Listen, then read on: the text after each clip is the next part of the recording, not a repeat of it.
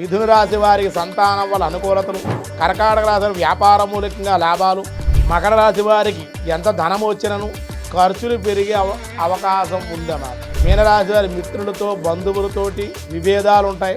శ్రీలక్ష్మీర్వల్లభారంభాం వికనో ముని మధ్యమాన్ అస్మదాచార్య పర్యంతం వందే గురు పరంపరాం శ్రీమత్ వికనస గురవే నమః.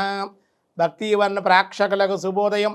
25/6/2026 స్వస్తి చాంద్రమానం పరాభవ నామ సంవత్సరం ఉత్తరాయణం గ్రీష్మ ఋతువు నిజ జ్యేష్ఠమా శుక్లపక్ష ఏకాదశి గురువారం.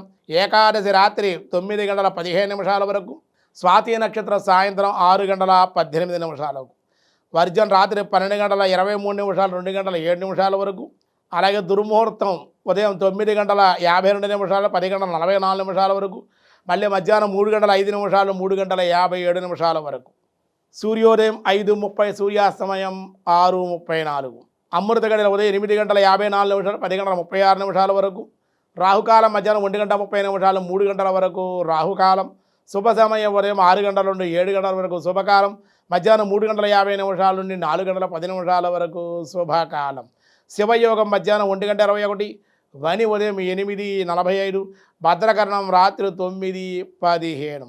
దినారంభ చక్రంలో మేషరాశి వారికి ఈరోజు మిశ్రమంగా ఉంది.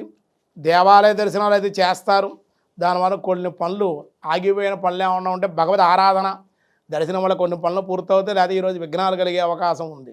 అవన్నీ త్వరగాలంటే దేవాలయ దర్శనం భగవద్ ఆరాధన చేయండి. వృషభ రాశి వారు స్థిరాస్తుల విషయంలో ఒక నిర్ణయానికి రావడం, అమ్మకం కానీ కొనుగోలు కానీ జరిగే అవకాశం, దానివల్ల ధనలాభం ఉంటుంది. దైవ ఆరాధన బంధుమిత్రుల కలయిక ఈరోజు అనుకూల ఫలితాలు ఇచ్చే అవకాశం ఉంది. మిథున రాశి వారికి సంతానం వల్ల అనుకూలతలు, విజయం అభివృద్ధి కార్యజయము, కర్కాటక రాశి వ్యాపార మూలకంగా లాభాలు, గతంలో పోయిన ధన వస్తువులు ఏమన్నా దొరికే అవకాశం ఉంది. సింహరాశి వారికి సోదరుల యొక్క కలయిక, గృహనిర్మాణ ప్రయత్నాలు అనుకూలించే అవకాశం. అలాగే కన్యారాశి వారి వ్యవసాయ మూలకంగా లాభాలు, ఉన్నత ఉద్యోగ ప్రాప్తి ధనలాభము. తులారాశి వారి శ్రమానంతర లాభాలు, కోర్టు వ్యవహారాల్లో విజయం పొందే అవకాశం. వృశ్చిక రాశి వారి నూతనమైన కార్యాలు శ్రీకారం చుడతారు, ధనవృద్ధి. మకర రాశి వారికి ఎంత ధనం వచ్చినను ఖర్చులు పెరిగే అవకాశం ఉందన్నమాట. కుంభరాశి వారి పెద్దలతో పరిచయాలు, దానివల్ల కొన్ని పదవులు అధికారాలు పొందే అవకాశం, ధనవృద్ధి గౌరవం ఉంటుంది. మీనరాశి వారి మిత్రులతో బంధువులతోటి విభేదాలు ఉంటాయి. మాట పట్టింపులు ఉండే అవకాశంతో మాట్లాడే విధానం సరిగ్గా ఉండాలి.